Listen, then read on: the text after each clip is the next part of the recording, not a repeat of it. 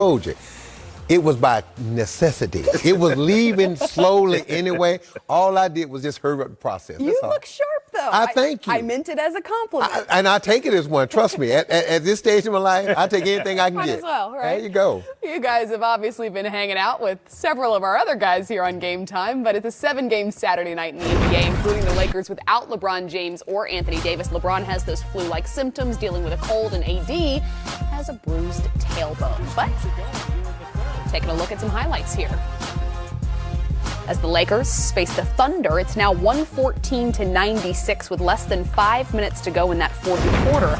Guys, it's not easy to talk about a Lakers team without LeBron or AD because long term, those are going to be the guys that we're talking about. But a huge night from Kyle Kuzma thus far with 31 points, 7 rebounds, 13 of 21 from the field, and perhaps a surprise from Rajon Rondo with 21 and 12. Yeah, well, I mean, I don't think it should be lost on anybody who's on the other side from Rondo.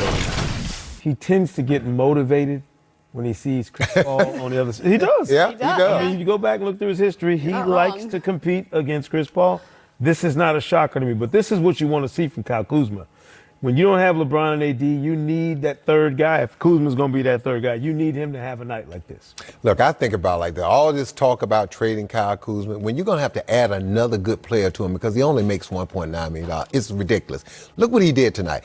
Kyle Kuzma can flat out ball. You know that, Sekou. And I think the Lakers kind of started talking about that to light a fire under him.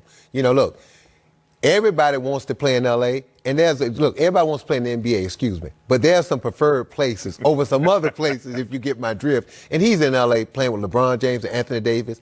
The spotlight is on him. What better place can you be? And I think that little trade talk, look how he played tonight, might have lit a fire under him to say, look, you better get your head on straight, or you may not be here. Well, there are several teams, though, that would highly value him and could give the Lakers a handful of assets in return. Do you not think that that could be more valuable for the Lakers to add to depth? No, because when I look at what Kyle Kuzma brings to the team and I look at the future, when LeBron James eventually steps aside, you're talking about having a 6'11 Anthony Davis and a 6'9", 6'10 Kyle Kuzma. Both guys can shoot the three. Both guys can put it on the floor.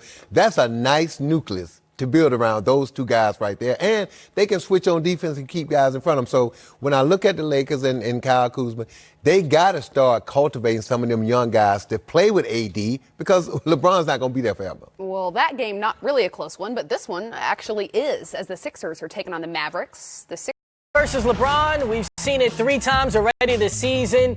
3D, take a look at those numbers. The exact same average in scoring, similar rebounds, LeBron shooting a higher percentage and more assists. But for a 20-year-old to put up those numbers with one of the greatest players of all time, how impressive is that? Very impressed. I no longer look at him as a normal 20-year-old because he played professional basketball earlier than most of us, obviously, over in the States. But that being said, what he's getting used to now, Sam, is guys being more physical with him now. That's why that shooting percentage is down, because he's taking the same amount of shots, but sometimes, Sam, he gets that foul call. Sometimes he doesn't. But what I love most about it, he doesn't stop attacking, Sam. He's like, oh, you're going to be a little more physical. Okay, I got to get used to it, but I'm going to still come at you every night, every possession. That's why I appreciate everything he's doing for himself and for the Dallas Mavericks. Because I say it again, when you and I were doing our preview shows, we didn't have them in the top, let alone top 8. We didn't have them in the top 10 for the Western Conference. Once again, his impact is really, really, really for Dallas right now. Yeah, I mean, look, you just look at the Dallas Mavericks and Rick Carlisle and then Luka. He's put this team on his back. They didn't know coming into the season what they was going to get from Porzingis. Right. They didn't know, and right now he's out right now dealing with some knee soreness. Had to have, a little shot done, that PRP shot done to his knee. But when you look at what he's doing at 20 years old, and think about this, look who we're mentioning him with.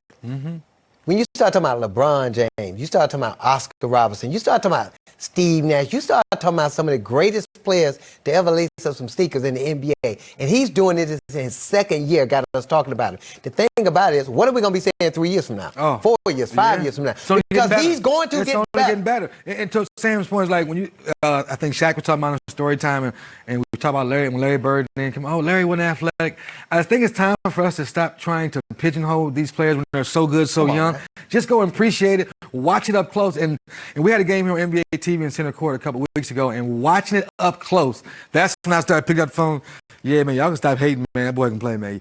But he can't jump. So, you see, he just dunked on somebody, right? But, man, he look like he's going in slow motion. I don't care what your TV set look like, the boy can flat out play. And that's why I said when you watch it up close, he's finding people. He's getting to the paint. Defensively, yes, Rick Carlisle is one of the best guys of, I'm going to hide you a little bit here and there, but he still gets there and gets those rebounds. How do you get a triple-double if you're not getting there being competitive, right? So he's fighting, he's putting in the effort, and I think to Sam's point, each year, he's going to get better and better, and then we're going to start saying he's one of the greats. And then when Jerry West came out and said what he said, I said, well, shoot, the logo is talking like this, I'm going to go ahead and be quiet and listen to the logo. Look, it's not just the numbers. Trae Young is putting up gaudy numbers. They're winning. And then you can't necessarily say that the Dallas Mavericks roster, yeah, when you got Porzingis, but Porzingis has still not gotten back to where he was before he was injured. Right. And then Tim Hardaway Jr. struggled so much to start the season. Yeah. They kept asking, who was that third guy? Man, 3D. Yeah, we talked about it. 2-3 years ago, Tim Hardaway Jr. was ascended. Right. He is a 18 to 20 point scorer. So when you look at this team and how they play and what he's responsible for and the things he have to do on a night-to-night basis, I mean, it's no wonder why he's in that top 3 or 4 in MVP candidates. Well, looking at the Mavericks in their past 5 games, they're 2-3 in those without Kristaps Porzingis. So it'll be interesting to see how they can weather the storm if he's going to be out an extended period of time. Now, for the Lakers, without Anthony Davis, we don't know the timetable for his return. Right. What are you expecting for them? Riding a 6-game winning streak coming into this one. Remember, they had that 10-game winning streak in against the Dallas Mavericks earlier in the season. Well, once again, I know LeBron is, I guess, doubtable with his illness, but I think he'll play. But he's going to set the tone, and through this win streak, he's always set the tone. But I think lately, KCP's starting to make a few shots. The White's playing solid basketball. Obviously, Danny, there's different guys, we know, Sam, that's going to step up because we know that bright light is always on the Lakers. But as long as LeBron laces them up, AD or without AD, you still give yourself a chance to win. That's LeBron James. Anytime he's on the floor, you think you have a chance to win because you have the best player on the planet playing for you. And he's been that best player, I don't know, last 11, 12, 13 years. It's hard to think about. But when you think about him and what he's accomplished and the fact that, dude, we talk about Tom Brady, you can see the end in sight. LeBron James in his 17th year, and we don't see the end in sight because I wouldn't be shocked if he played at a high level until he was at least 40, 41 years old. Maybe 42. He takes care of his body. That's the biggest thing we know as players. That if you can take care of your body, it gives you a chance to play the way you want to play. And LeBron's shown and he hadn't had a serious injury. No, good point. That's the thing. He hadn't had one of those, microfracture surgeries or ACL. Yeah. He hadn't had any type of injury like that. So when you look at, and that's a lot of luck. No question. But luck comes with preparation. Exactly. And I think that's the harder I work, the luckier I get. And that's why we try to teach that to our kids. It's like, if you want to put yourself in a great situation, you got to make sure your body's prepared for it. So when LeBron James said he invests over $1 million a year into his body, what he eats, how he stretches, all those type of things, now you understand why he's still playing at a high level in the year 17. Think about this. Let's say over the course he plays 20, 21, 22 seasons. You spend $22 million on your body to make $1 billion. Makes sense? I think I like the return. That makes sense to me. I'm not, like Shaq said, I can't count very good, but I know what $1 billion sounds like. Exactly. I know that. That sounds like good math there, Sam. Yeah.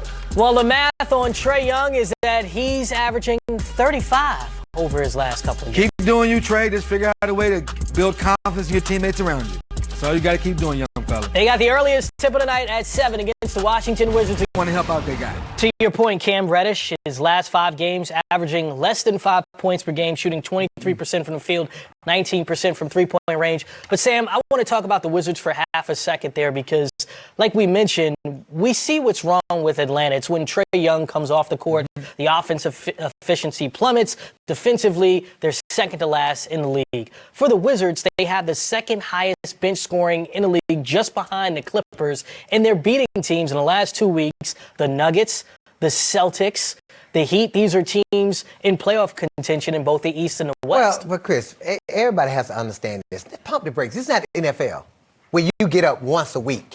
You got to get up almost every night for 82 games to play. That's why throughout the course of an NBA season, you're going to see somebody, you may see the Hawks at some point beat a team like the Lakers, beat a team like Milwaukee, because there's so many games. And as a coach and as a player, it's hard to get up. That's why you respect the guys who play 82 and average what they did, because every night you got to get mentally and physically ready to play. When I look at this Washington team, to the coach Lower Pierce comments, they know who they are. Scott Brooks has done a great job with them. Bradley